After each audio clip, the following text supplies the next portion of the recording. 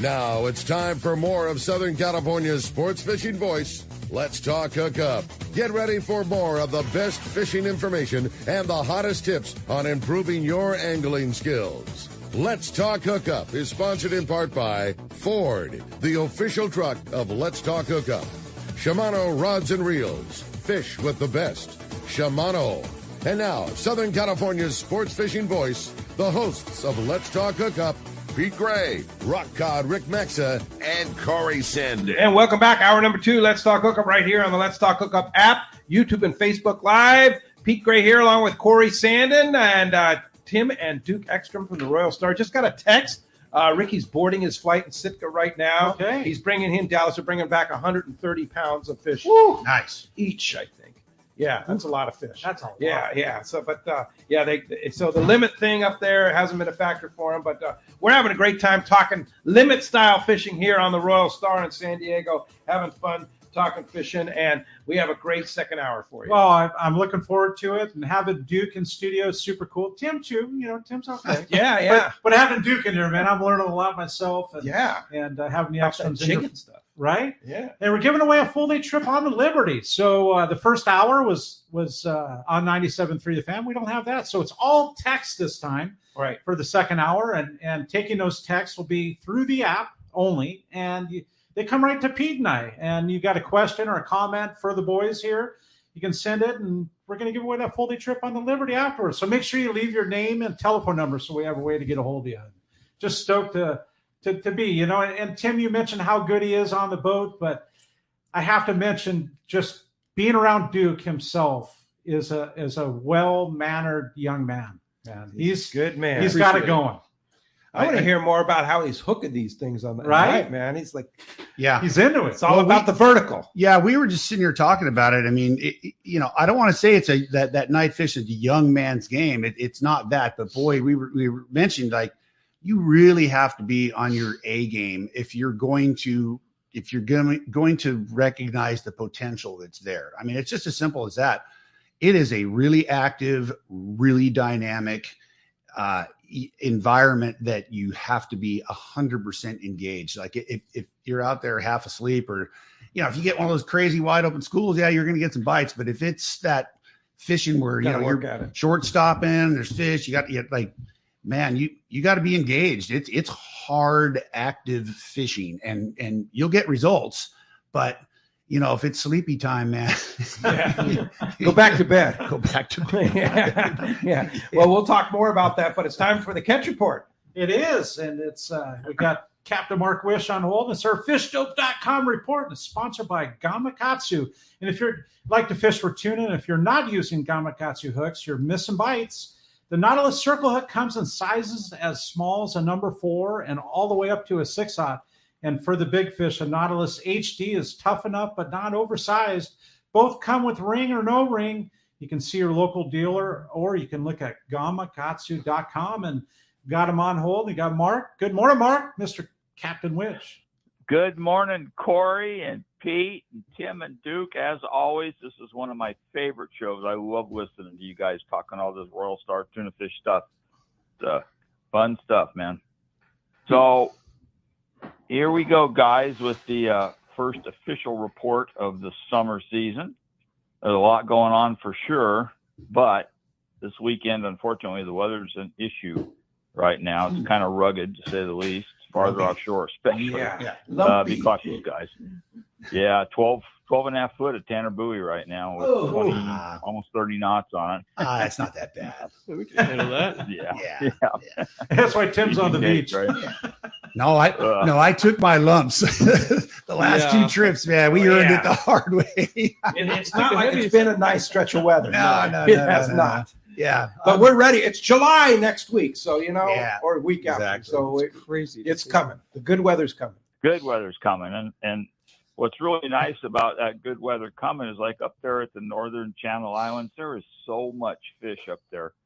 Sea bass, yellows, big halibut, but man, that weather just kills them from time to time, especially right now. Same with Nick. I mean, good signal when they get the weather windows to get out and look around there on the sand spit. Halibut, few yellows, mostly sea bass, but man, not right now. Santa Barbara Island, it's right on the edge of the big wind, so it's been kind of fishable, but definitely very miserable. Good grade sea bass, yellows, and halibut are all biting there. And man, when conditions straighten out, it's going to be game on up there, it looks like. Now we're at Catalina. It's getting kind of interesting. All the standard kelp line critters are biting. It's been really, really good bass fishing over there. Everything's, waking up. The water's warm and clean, and man, the bass are loving it. Smaller yellows on the front side, but the tanker yellows around the back on the bait grounds, man, there's been some really big ones, like 40 plus. The area has been Silver Canyon up to the closure line below China, like that. And heavy gear, guys, because like I said, some of those yellows are really big. So also at Catalina, we got the exotic of the week this week here over at the island yesterday on the party boat, the Sport King, the venerable Sport King, been around forever. And they had a charter with a ladies wounded warrior group. And they had all the usual players, but get this, one of the gals had a black skipjack. Nice. Wow. Catalina. Nice. Now, what the heck is he doing up here? Yeah, that's like something you catch down in Cabo, right? Yeah. I wonder if it was Calico. Yeah, crazy. And so over at Clemente, some yellows and big sea bass on the squid in the cove has been pretty steady there. Not big volume, but the fish are pretty big, that's for sure. And I would guess that the gunslingers in that yellowtail shootout this weekend for the tournament there, I'm guessing a lot of them are probably hanging out in the cove hiding from the weather, and hopefully they're catching some of that big grade yellow there. And locally, God, I got to tell you, the bass fishing on a horseshoe in Huntington Beach, and it's just been really, really good. Best bass fishing of the year, and actually in several years. Just a lot of both calicos and sand bass are all ganging up. But they got their spawning colors. The sand bass are ganging up in the schools just like we used to see. And it's just fun stuff. Good summertime fishing, and we'll get through this little bit of weather and game on for next weekend, I'm sure. Time to go, guys. Yeah, it's incredible time stuff. To go fishing, man. Right? And really, really great. And of course, fishdope.com, they have all you need. Boy, those guys have just been on it with whether it be Coronado Islands, offshore, inshore, Catalina, Santa Rosa, wherever. Fishdope.com's been on the program here. $30 off a new membership to fishdope.com using the code Hookup Now, lowercase, no space. Hookup Now, your $30 code. And Mark, how do we find you? Well, Pete, we're in Huntington Beach. We're on the corner of Bolsa Chica and Edinger. Phone number at the store, 714-840-4262. The website's PacificEdgeTackle.com. And I got a question for Duke, the jigging expert there. So on the Royal Star, you guys are tootling around at night. You see a big school. You announce to the troops, hey, we're coming up on some fish. So is your standard routine to have the guys, as you're sliding up on the fish, work off the bow and then drop your jigs as you're sliding along, or do you just stop the boat and let everybody go wherever? What's the routine? So everyone drives differently, obviously, but our style and how we run the boat, we'll have everyone slide up to the bow, and we drive really mellow. So our slide isn't necessarily huge. We don't slide at 10 knots and have everyone 1,000 feet behind us. So we'll ask everyone to go up to the bow, and obviously not everyone listens, but the people that do participate in that, they go up to the bow, they drop their jigs on either side because we're still on the slide, we're still moving forward. And everyone will walk back to the stern. And as soon as they get angle, any type of angle where they're not vertical, they'll wind up and restart. And if they cast a little too early, if they cast a little too late, if their jig's a little too light, doesn't matter. They'll still wind up. At that point, you'll cast on the downwind side to try and have the jig, when it gets to depth, be in line with the middle of the stern, or once again, straight up and down. And that'll give you the most fishing time in that zone before you have to wind up and restart again. That's how you stay vertical. Okay. Downwind. Good tip. Yeah, let the boat drift. And when the boat drifts, you should be pretty much around 250, 360 feet, which is the money zone for those bluefin when they really want to activate. Yeah. 230 feet, huh? 240, 360 in between that. Yeah. But this year in particular, we've been seeing a lot of schools that are laying a little bit deeper this year. Okay. 400, 450. We've been hard to stay vertical at that, though, huh? It is. So you were saying you're not a huge fan of that tungsten. What? I haven't noticed a difference with it. No. I mean, you can fish a 250 gram SK jig and get the same amount of bites. Okay. I don't think and cost half the price. I think the biggest factor of those tungsten jigs is just because they sink fast, and guys can stay vertical better than with a different style jig. But that little advantage may be, I mean, it might buy you a few more minutes in the bite zone. Exactly. I mean, For a guy like myself who fishes the jig a little bit differently than others, I don't necessarily need it. But for maybe an older angler that doesn't move around as well, or someone who doesn't have the stamina to keep on jigging all night and fish and keep on winding up and staying vertical, a tungsten might be a little bit better for you. That's some good information right there. Yeah, for sure. Okay, Mark, get on the boat. That was good stuff. Right? That was awesome. Thanks, dude. Yeah, absolutely. All right. Appreciate that very much. And we will talk to you next Saturday, Mark. You got it. We'll see you guys. All right. Okay, moving on now. We have Rosie from Cedro Sport Fishing. Good morning, Rosie. Good morning, Rosie. Good morning, guys. I hope you are all doing very well. Absolutely. Down at the island, it's been a very wonderful, successful week. We did have a little bit of wind early on in the week. And we definitely are blessed that the island sits where the island sits and the wind comes from where the wind comes, because the south lee of the island always tends to be a little more milder than around the rest of the island there. So with that being said, Pete, I don't know if I ever told you guys, but we now have our own bait receiver. No way. So, yes way. We decided to do it. So we have a bait receiver, and the Pongas, if they would like, can pull up to the bait receiver in the morning, get their mackerel, sardine, whatever they choose, and, out they go, and that saves them from putting out a sabiki and making bait. So, and a lot of guys are choosing to do that, and let me just tell you, this last week, it was so wonderful, because everyone that went up to the bait receiver, their thought was, drop or loop a mackerel, and let's try to get something big. Well, we'll just say that we had a lot of 50-plus pound white sea bass coming over the rail this week. Whew. So even though we had a little bit of wind, the guys would drop or loop with a mackerel. And I think our biggest white sea bass of the week was 57, all the way down to the high 20s. So they were definitely enjoying that. And then, we still have a lot of guys out there that really enjoy doing the surface iron. The blue and white was hot this week, along with the mint and white. We're doing really well with yellowtails of all sizes. I think our largest yellowtail this week was 42, and then obviously all the way down. But the name of the game here is, on any line that you are throwing out there, just please make sure it's heavy. We want to get your fish to the rail. We want to get it gaffed. We're telling the guys 60 pound. And we're not kidding. We're not kidding. I've got guys that are saying, well, 40 won't do. It's like, sure, you can try 40, but I bet you'll end up on 60. And they come back and they're like, yeah, we end up on 60.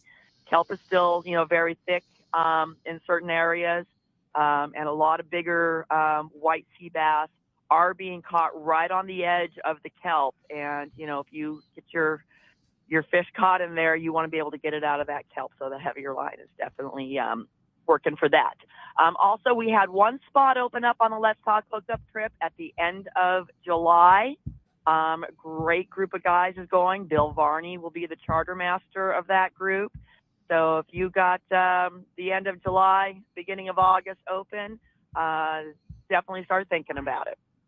Yeah, it sounds like a lot of fun right there, Rosie, and just a great place to go and have a good time and unwind. The fish are, come on, they're always fighting. The only bummer about the rest of the boats going to the lee, they're going to be joining me. That's the biggest bummer of the whole thing. There's going to be some exceptional, really good fishing along the lee, Rosie. There really is. There really is. Even around that salt area, a lot of great activity around there. The calicos are still kind of doing their gig and spawning, and still in June, and a lot of catch and release on the calicos. We've had 150 plus calico days on pongas, so the guys keep their clicker going, and the calicos are just unbelievable down there. Nothing wrong with that. Sure. Sign me up. Yeah, there you go. Well, hey, if somebody wants to come down to Cedro Sport Fishing, Rosie, how do we do it? Yeah, the best thing is to look at the schedule and see what dates work for you. We still have some onesie twosies open, a couple of spots that have 3 since we've now expanded the schedule by having a second lodge. So, just give me a call, 619-772-7570. We'll go over all of your questions to make sure we get them answered. Thanks, Rosie. Appreciate that. We'll talk to you next Saturday. Got you guys. Y'all have a great day. All right. All right. And that concludes the Catch Report. And it's brought to us by the Fish Pros of Fisherman's Processing in San Diego. It's where you get your premier processing experience. You can check out the easier online system to book your processing for your long-range trips. And with more team members, Fisherman's Processing stays far ahead of the rest. More same-day capacity and the finest customer service. You can stop by their location in Old Town on Taylor Street, or you can just check them out at fishermansprocessing.com and make your reservation today. Love that new paint job at Fisherman's Processing too. The new sign out front. Oh, yeah. And you don't miss that, man. You see Fisherman's, you're driving along the street there on Taylor. It's like, there it is, Fisherman's Processing right there. Yeah, going down Rosecrans, you can see it way before like you get to Big 5. You know where Rosecrans peels off. Yeah. I think it's Camino de la Reina or something, but where it goes onto the freeway, the 8. But you're looking down that corridor, you can see under that bridge for a mile. You can see it. The facility is amazing. The store inside got all those new shirts and all the different clothing that you can get. Mrs. Ekstrom goes back to her retail roots. Yeah, the retail roots, man. The retail there is amazing. She loves it. She always has. Yeah, you can go watch them cut fish. It's Fisherman's Processing is. They've really elevated it, and the biggest and the quality of the product that comes out. Yeah, the product is phenomenal. The whole team there, and the girls up front. The team of Viviana, who's just a powerhouse. We've got Rachel. We've got Catherine, who's just incredible. We've got Jordan. I mean, they're all, they're all happy people to begin with. So that happiness is extended to the service that they offer. They're pleasant to deal with. They return phone calls. They pick up the phone right away if they're not busy.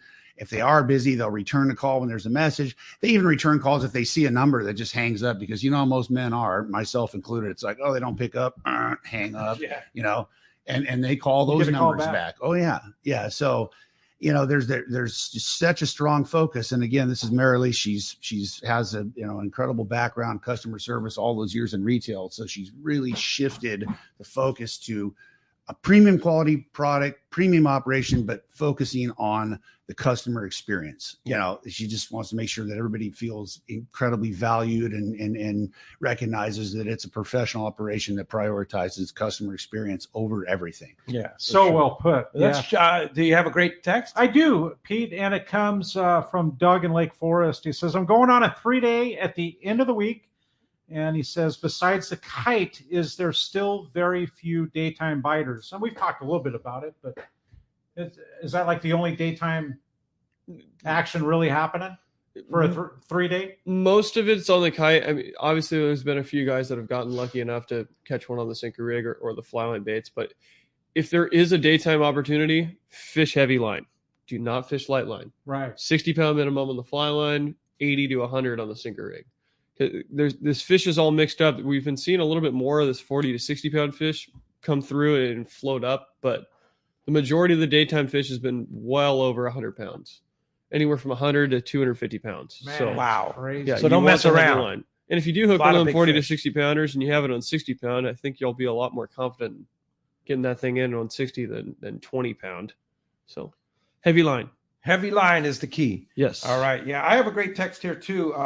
And it's from Paul in Fountain Valley, and we kind of covered it, but I think we're getting a ton of texts, and I'm sure you've seen it about the jigging. Yes, yeah, and because Dick, you've awoken the sleeping giant here, Duke.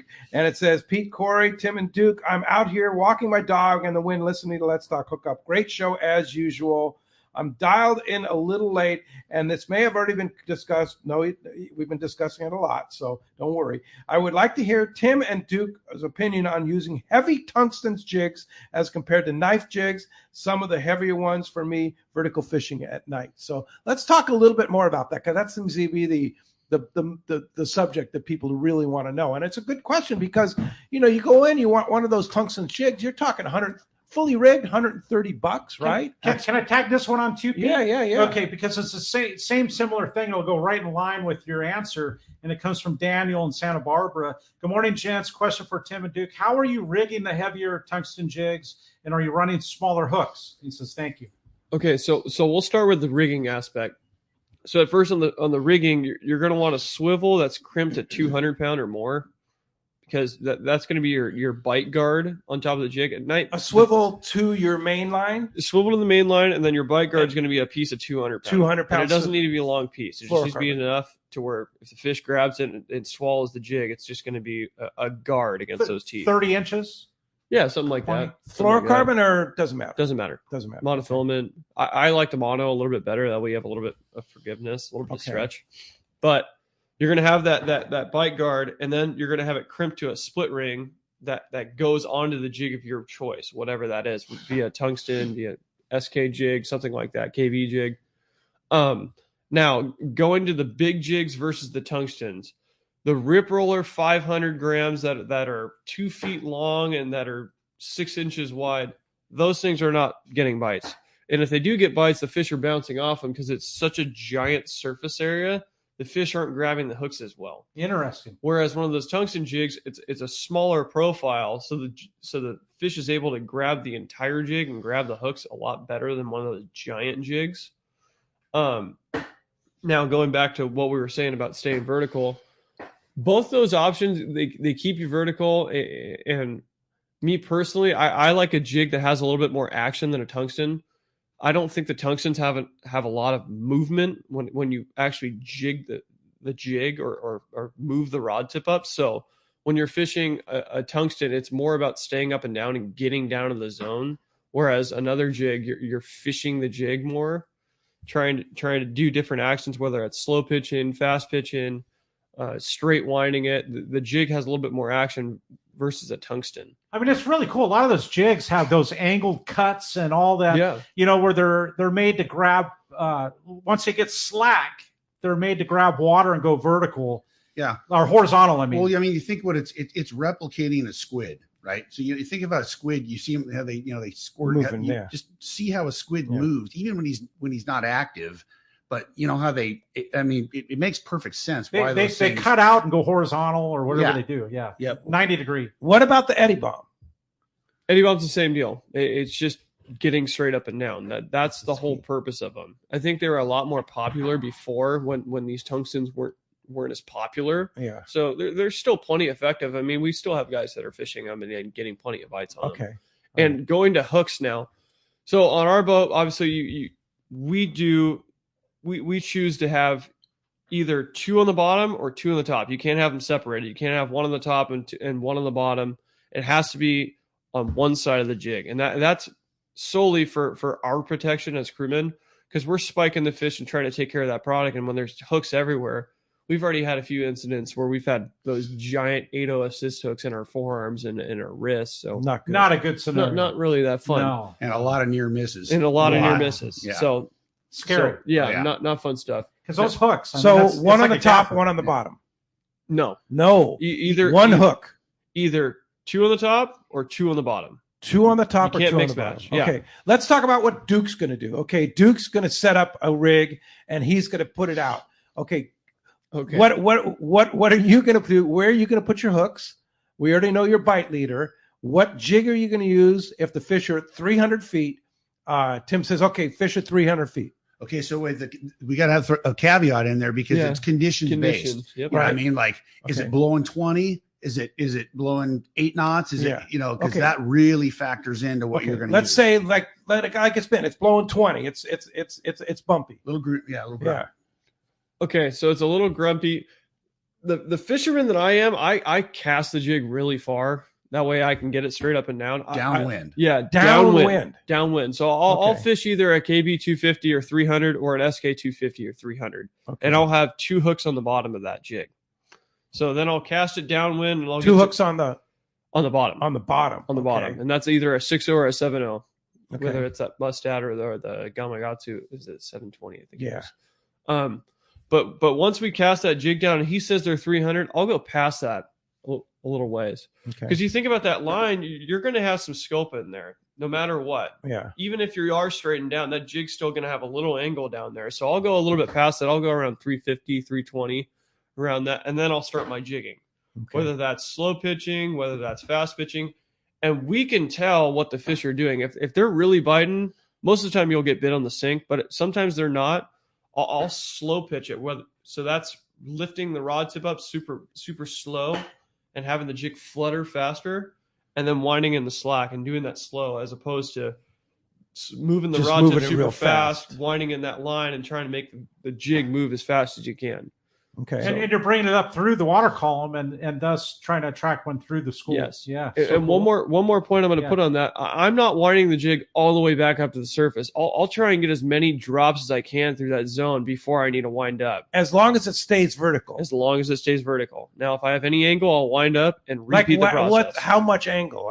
What are you talking about? When it's not straight up and down. When it's, literally any angle. If there's 5 degrees, if it's 5 degrees, I'll start winding it up. Okay. Because I know that jig's still scoped another 50 feet off her stern. Sure. I might let it go to 10 degrees. It depends. But, a lot of it, of course, another factor is how much action is going on around you. Right. If you got 5 or 6 fish going, get it out of there. You're either not going to get a bite or you're going to get bite and it's going to be a disaster. Yeah. Or you're going to be a part of a disaster. Yeah. So you just get it out of there. And very rarely when you make that downwind cast, very rarely are there fish out there downwind because, the boat's drifting. Most everything goes upwind or the stuff that's downwind, it comes right down the side and goes around the stern and goes back upwind. So that's a much safer place to fish generally than if you get on the upwind side where all the action is going on. One other thing technique wise I wanted to add, I've had a lot of bites doing this. So Duke was saying you get past the fish or maybe you make 2 or 3 drops and you don't get one jig. I like to wind it up really rip it through there, maybe up to like 260 feet or rip it up and then bam, kick it back out of gear. So it's ripping up and throw it out of gear. And it, it's like something trying to flee and then it goes back down and then back down. Bang. So many times you get a bite doing that, just ripping it, take it out of gear, and they grab it right when I can feel it right now. Seriously. Yeah. I mean, that's a total reaction bite. Yeah, exactly. They're sure. like, oh, there it is. They're looking at, it stopped on it. Crankbait. Just like a crankbait. Awesome. Yeah, it is. Absolutely. Freshwater crankbait or weedless calico through the kelp. That reaction. You got me. Well, hey, Mike Lum is on the line. Captain Rollo's Kids at Sea. Good morning, Mike. Hey, Mike. Mr. Lum. Hey, good morning, guys. Morning. Thanks for such a great show. This is exciting. Duke is adding excitement to the show, Pete. Yes, I know it. There's no question about I can feel that. it. Makes me want to go fishing right now. Please. Hey, what I'm actually doing right now is I'm working my way down to San Diego in preparation for tomorrow's captain's reception for Tuna Wars 10. And tomorrow at 4 o'clock over at Dana Landing, we're going to have a bunch of fun stuff going on, some great food, a lot of great prizes, some auctions, and really kind of the who's who of the fishing industry is going to be there. Several of the prominent San Diego fleet guys are going to be there. Frank Lopresti is going to be there. Harold Davis is coming down from Morro Bay to help us. And, of course, we've got the Wicked Tuna captains, Bob Cook, Dave Marciano, and Nancy Marciano coming out. They're on route right now. And they're going to be there tomorrow at 4 o'clock. This event is kicking off Tuna Wars, which is a fishing tournament that will take place on Tuesday and Wednesday. But this reception is open to the entire public, and there is no charge to attend. If you want to partake in the food and drink, we are asking for a $30 donation for a wristband. But all the rest of it is free. You don't need a ticket. You don't need to wait in line. Just show up over at Dana Landing tomorrow between 4 and 7, and you can walk right in and take part in this, get autographs or take pictures or shake hands or say hi to old friends or whatever you want to do. And all of this has to do with raising money to take kids on their first ocean fishing trip. That is what Captain Rollo Kids at Sea is all about. And we, as you guys all know and all support us on all these efforts we have throughout the year, we can't take kids fishing if we don't have the funding. And the funding comes to us in the form of donations from products and, of course, all the generous listeners that come to these events and help us raise money And we have exceeded 150,000 kids since this organization was founded back in 1999. And we are still going strong. And every year we reach more and more and more kids. And we couldn't do it without the help of the listeners, the industry, and, of course, Let's Talk Hookup. Yeah, thanks, Mike. Thanks for that. And you know, it's just an awesome deal. And it's going to be so much fun tomorrow with both Dave Marciano, such a character, and Nancy's a character, and then Bob Cook's such a cool guy. You can learn a lot about bluefin tuna fishing from those guys. Just hanging out, and it's free. Just come in, and if you want the food, which I think you'd be for crazy $30, the food is incredible. I'll be there, and Corey will be there, and like you say, Frank will be there, and it's going to be a very good afternoon. 4:00 tomorrow at Dana Landing. Just come on by and join us, and some great prizes, some great fun, and we'll see you there. We will be there, and thanks again for all the support, Pete. We really appreciate it. You bet. Our pleasure. It's one of our passions there is taking kids fishing for sure. All right, Mike. Appreciate all your hard work, and we'll see you tomorrow, 4:00, Dana Landing. All right. See you there. All right. Bye-bye. Good stuff. Look forward to it. We're going to be right back. I look forward to another session with Tim and Duke Ekstrom when we return on the Let's Talk Hookup app, YouTube, and Facebook Live. Many years ago, Baja pioneer Bob Van Wormer found the area he called the Great Fish Trap in the East Cape of southern Baja and built what is now regarded as the premier East Cape resorts of Palmas de Cortez and Playa del Sol. Today, following in their father's footsteps, Bob's sons, Bobby, Chucky, and Eddie, have taken Palmas de Cortez and Playa del Sol to new levels with the largest sport fishing fleet in Mexico, a luxurious spa, and top-of-the-line resort amenities. Van Wormer Resorts have become a destination for travelers worldwide. But for us, Palmas de Cortez and Playa del Sol are just a short 2-hour flight away. No other tropical fishing destination offers the experience and value that you'll find at Palmas de Cortez and Playa del Sol. Now you can plan your Baja fishing vacation quick and easy by visiting VanWormerResorts.com. And when you're ready to book, it's quick and easy. Or simply call 877-777-TUNA for more information. Van Wormer Resorts, the East Cape's finest. Hey anglers, AFCO Pro Captain Ben Florentino of Coastal Charters here. As a full-time guide, I'm on the water all year long. It's my livelihood. Having the right clothing is of the utmost importance to staying warm, dry, cool, and comfortable to endure whatever the Pacific wants to throw at me. Thankfully, I'm equipped with AFCO clothing to keep me dialed season after season. Do yourself a favor and check out AFCO's award-winning gear at a dealer near you, or learn more at AFCO.com. Hey, it's time to talk about great gear from Shimano. And I'll tell you what, when you're talking about fishing big bluefin tuna, there's just one reel, and that's the Talica. Yeah, go down the list, but I was going to say, and we've talked about it before. Which one? Which one are you going to say? The winch. Yep. The Talica 50. 50. That thing is unbelievable. Yeah. That is our go-to kite reel. Yeah. But any other kind of fish, obviously we use it down below fishing those big tuna, but the torque, the drive, I mean, you hook one with that and you're in the driver's seat, man. I mean, the confidence level, you have even the 25 too. Or the 20, right? 20 was the Guadalupe special. That thing is so, oh my gosh. But for jigging at night, that 20, oh my, or the lethal. Absolutely. Check it out at your local Shimano. One rod has set the standard for serious saltwater anglers worldwide, and that's CalStar. From the rugged dependability of the West Coast series, the lightweight strength of the Graphiter, or the performance of the GG series, all CalStar rods are handmade right here in Southern California of the finest materials and craftsmanship. Check out the new CalStar models now available, as well as upgrades to the classic rods that you know and love. If you want your tackle to be state-of-the-art tools to get the job done right, it's CalStar at fine tackle dealers. Seasoned long-range fishermen know that the Red Rooster 3 is the finest fishing vessels in terms of technology, design, speed, comfort, and safety. This 105-foot sport fishing yacht meets every demand for comfort while delivering an unforgettable fishing vacation. Captain Andy Cates and crew are experienced, friendly, and sincere in their desire to help you have the trip of a lifetime. Book a trip on the Red Rooster 3, and you'll be back. Trips go fast, so check redrooster3.com or call Lee Palm Sport Fisheries at 619-224-3857. All right, welcome back to Let's Talk Hookup. And Pete, I'm having so much fun with these two in here, man. Yeah. I appreciate you having me. And super just good. having a good time on Let's Talk for Hookup. sure. Well, thanks for being here. Ricky will be back tomorrow, but then you'll be back with Ricky next Saturday and Sunday. Yeah, so that'll be fun. Yeah, lots of fun. But hey, let's head down to the East Cape right now. Our good buddy Chris Boyers with Smoky's Curing Company and Cantina has the Baja Report. Good morning, Chris. Pedro, Corey, Captain Tim, Duke, buenos dias, guys. How we doing? Buenos dias, excelente. Well. How are you? I'm doing great, man. By the way, great show. I love listening to this Captain Tim giving his knowledge to his son and carrying on the tradition. Good job. Absolutely. Fantastic. So what's biting down there? Well, I'll tell you guys, we've been on such a run down here. I've been saying it's just been unreal fishing.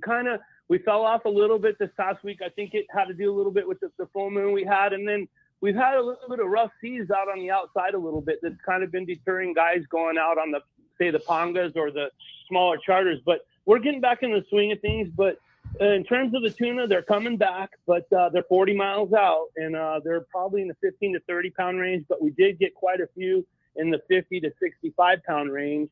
And so, we're coming back there. That's been our staple the past 2 months. But anyway, in terms of marlin, they're still everywhere out there, stripers, and even a handful of blues, which I've been saying it's so early to catch all those. As a matter of fact, I was talking to our mutual friends, Chris and Judy Barrick, yesterday at Smokies. They got out on Wednesday. They caught a real nice about a 250 pound blue, and of course released it. But Chris had that on video, and I was able to see that. So it was a really nice fish. The fishing inshore hasn't really been affected. Plenty of roosters. If you want to go for roosters, just head out there to the mouth of the Marina and La Ribera.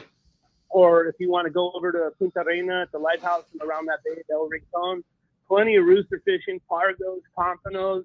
Man, also, we're still seeing some really nice wahoo fishing, guys, in the 40 to 50 pound range. And, I'd say for sure almost about 20 this past week. And, just close in between, let's say, La Ribera and Punta Reina to the south, and then right there at Punta Pescadero to the north. And so lots of nice wahoo coming in. Dorado fishing real slow. So we're looking, we're hoping that starts picking up because we've got now less than a month until the Dorado shootout. But it'll pick up. This is the East Cape. And in terms of bait, plenty of sardines. We got caballito, which are good for the marlin and the tuna. And guys are fishing the green jacks or the rooster fish right there inshore, and also marlin.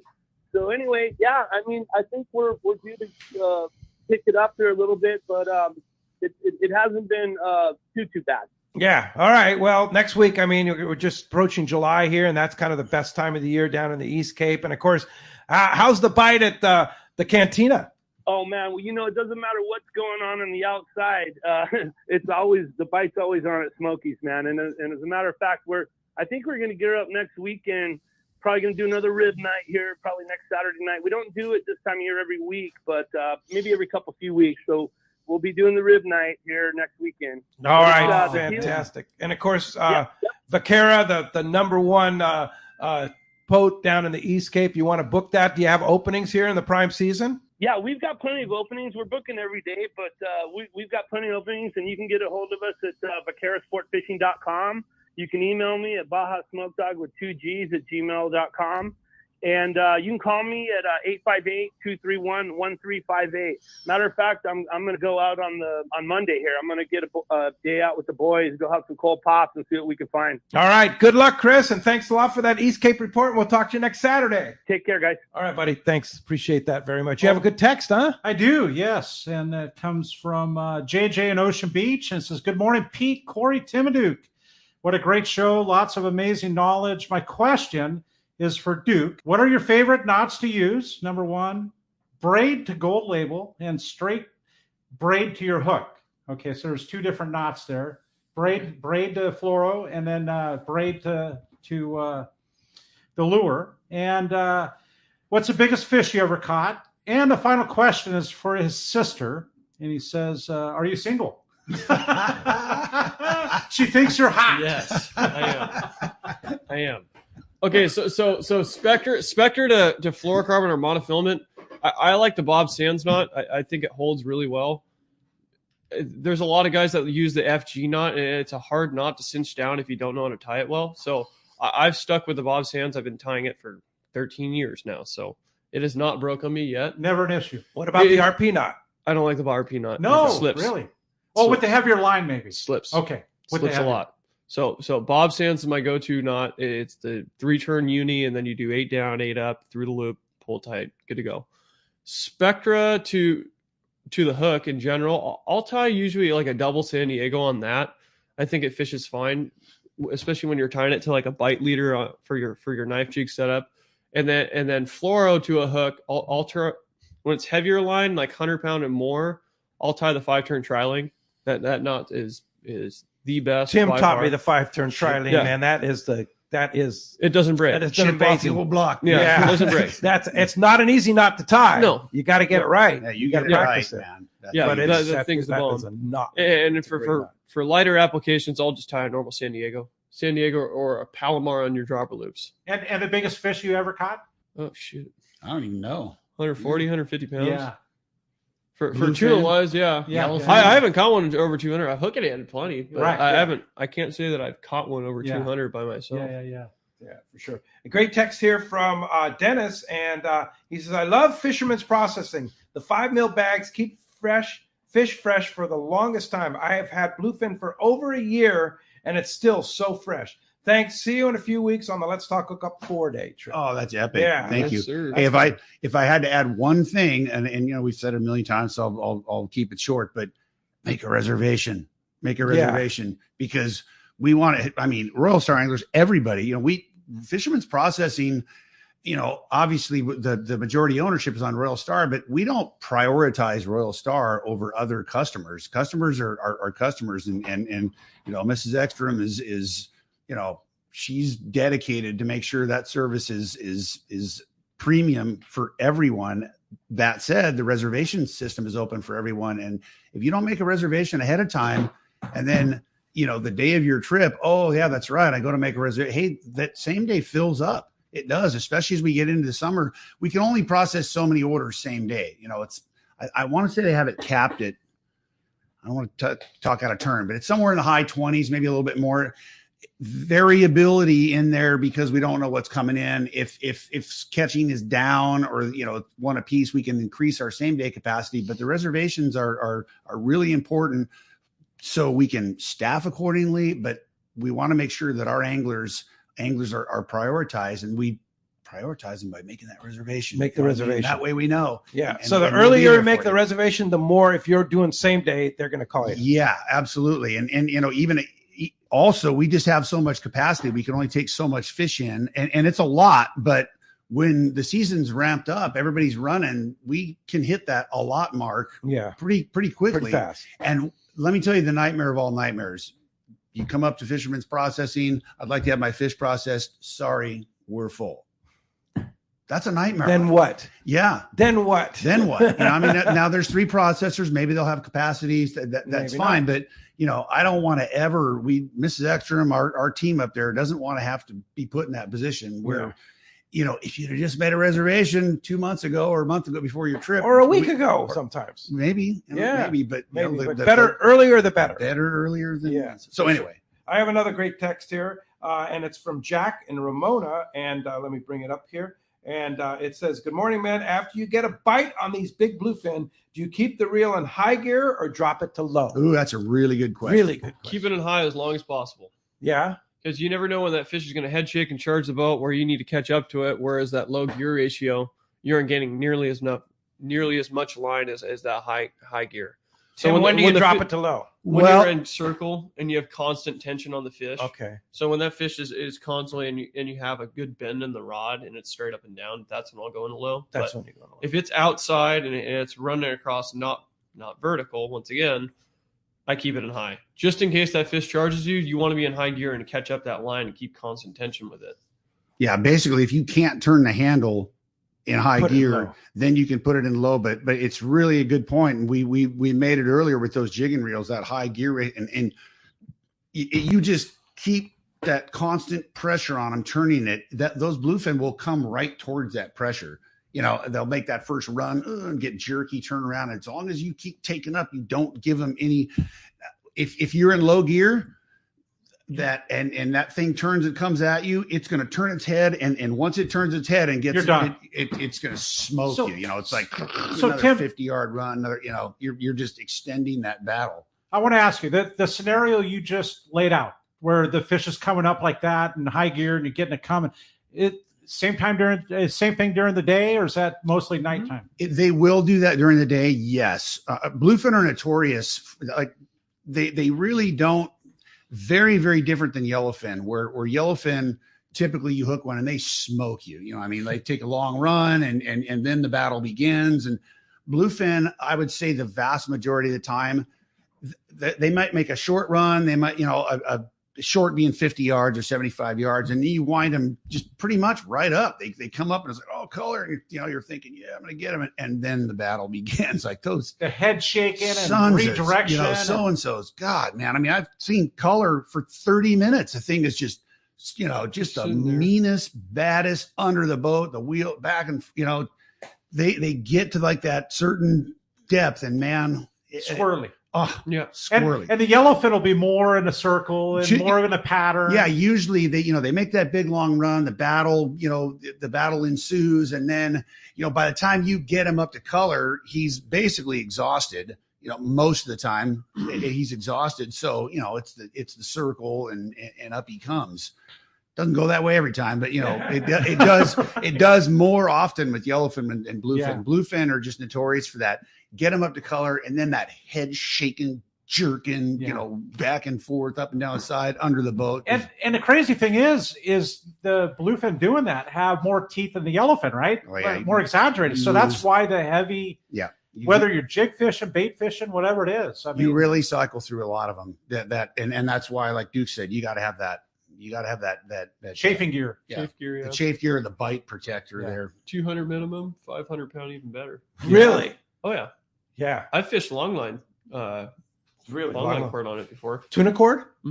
Not tuna cord. No, just super heavy mono. Like we have it's at least 300 pound, and they're not going to see it at night, right? No. And we rig all our kite gear with that. Yeah, 300 pounds. Big. Yeah, it's cable. I like it. Yeah, they don't bite it. Corey loves big lines. Get it done. Yeah. You have a great text, huh? Oh, I do. I mean, there's so many coming through. It's crazy. It's more about home fish care. Good morning, boys. I have a question about fish care at home.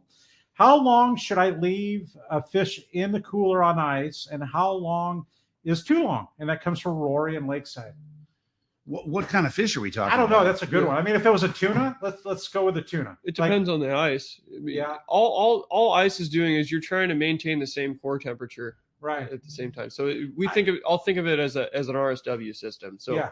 we can keep our product in there for 2 weeks, basically 2 weeks. So if that temperature stays the same, if there's no differential in the temperature, I'm sure you can keep it in there for 2 weeks.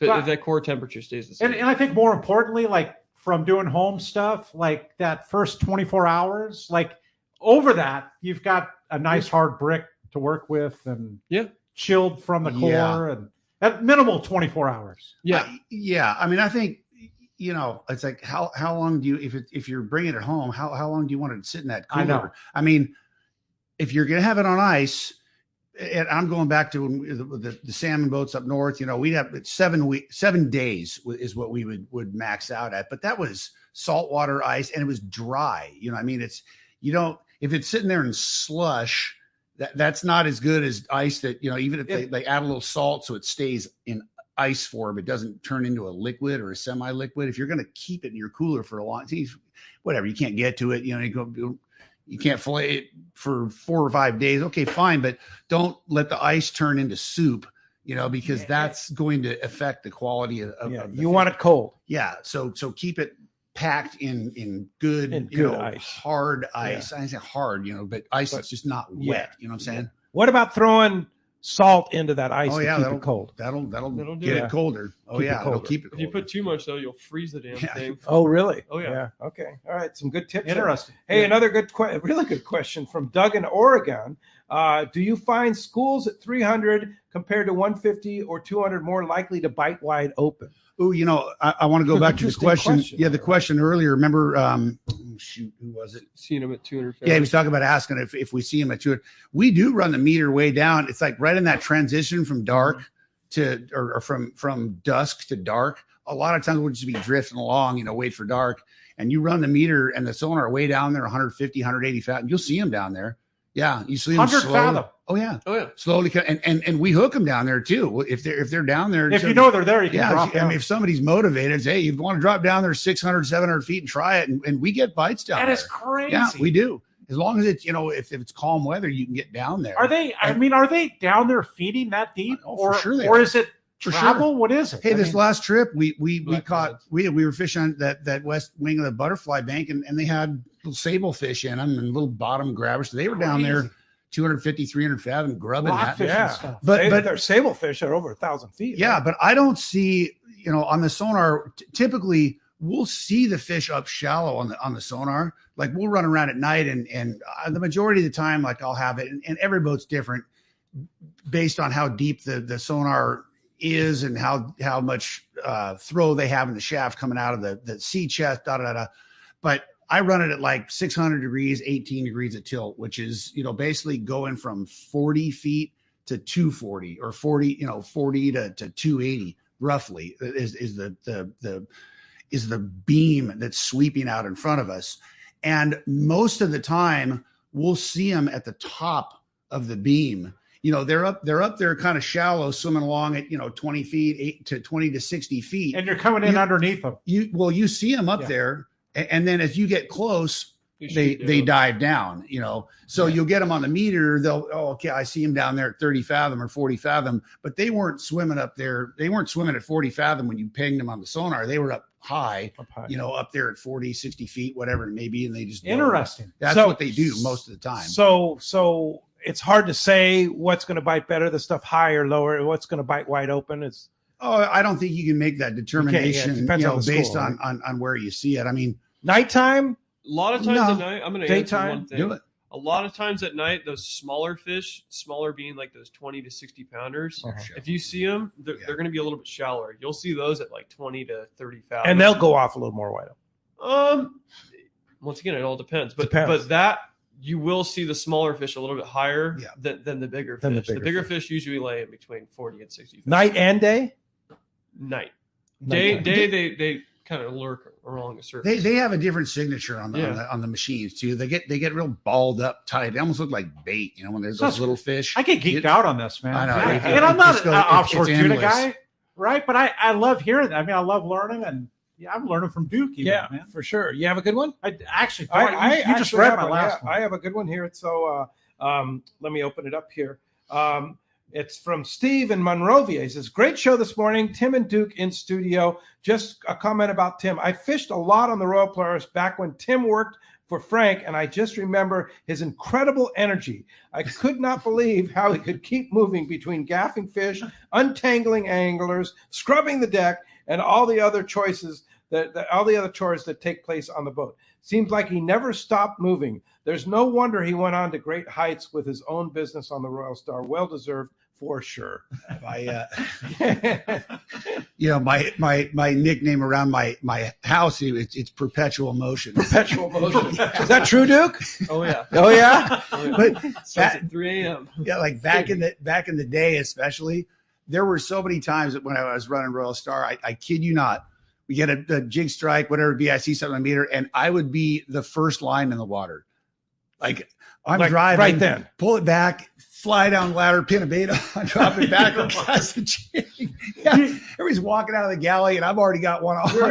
That's hilarious. Like, what are you guys doing? Come on, get out of here! You're Frank, and they're That's hilarious. Oh yeah, many a time. I have to tell you, Tim, spending 2 hours with you and Duke, not that you don't give me the energy and the enthusiasm to want to go. Sitting next to Duke and talking with Duke, I want to jump on the boat and go fishing with you, man. Let's do it. Right? Yeah, hey, we're going to be right back. We're going to find out who's won this trip on the Liberty when we return on the Let's Talk Hookup app, YouTube, and Facebook Live. Hi, this is Christy Wheeler with Dawson and Associates Insurance, your full-service agency specializing in boat insurance, including charter, commercial, and personal use boats, business insurance, and travel insurance. We work hard to get you the most coverage for the best prices and guarantee the lowest rates available on all the travel plans we offer. So give us a call today at Dawson and Associates Insurance at 619-460-5615 for a free quote today. The name that stands out among anglers is Fisherman's Landing, your top choice in local and long-range fishing. Our hardworking crew will make your fishing experience one to remember. We offer the finest open party trips from 1 to 3 days, the best charter boats available, and of course, our world-renowned long-range fleet is second to none. Fisherman's Landing is a full-service sport fishing operation offering great half-day trips on the Dolphin and full-day trips on the spacious and comfortable 85-foot Liberty. With bunks for your comfort, a huge bait capacity, and RSW fish holds to keep your catch fresh. Fisherman's Landing also boasts the best captains and crews in the business, from seasoned veterans to our young future legends. All our open party trips from half-day, full, or 1 to 3 day trips can be easily booked online at fishermanslanding.com or give us a call at 619-221-8500. I'll see you at Fisherman's Landing in San Diego. When you're offshore fishing, the right gear makes all the difference, and that includes Fujinon stabilized binoculars from Baker Marine. Baker Marine has been selling binoculars for decades, and more importantly, they service all brands right at their San Diego Shelter Island location. Need the best? The Fujinon Staboscope is the professional's choice. Looking for top-tier stabilization at a great price? The Fujinon TechnoStabi TSX 1440 delivers rock-steady vision even in rough waters. Perfect for serious anglers. Baker Marine is the largest Fujinon retailer on the West Coast, and when you buy from them, they will be there when your binoculars need service. Plus, they'll give you a great price on all their in-stock Fujinon binoculars. Stop by their store on Shelter Island in San Diego and test a pair of Fujinon binoculars and see which one is right for you. The fishing season is here,